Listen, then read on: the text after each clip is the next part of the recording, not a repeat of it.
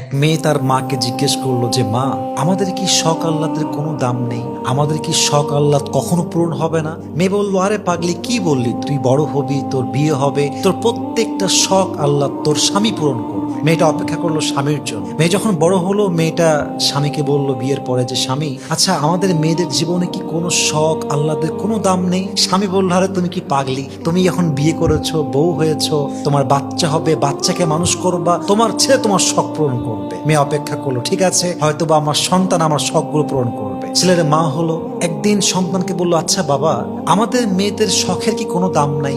আমাদের আহ্লাদের কোনো দাম কি পৃথিবীতে নেই? সন্তান বলছে, মা তোমার কি মাথা খারাপ? তোমার বয়স হয়ে গিয়েছে, তোমার এক পা কবরে ঢুকে গিয়েছে, তুমি এখন আল্লাহ বিল্লাহ করবা, কবরের ফিকির করবা। তখন মেয়েটা বুঝতে পারলো যে আসলে পৃথিবীতে নারীদের শখ বলতে কিছু নেই। পৃথিবীটা নারীদের আহ্লাদ পূরণের জায়গা নয়। নারীদের প্রথম এবং শেষ ঘর কবর ছাড়া আর কিছুই হতে পারে না। ঠিক কিনা বলেন?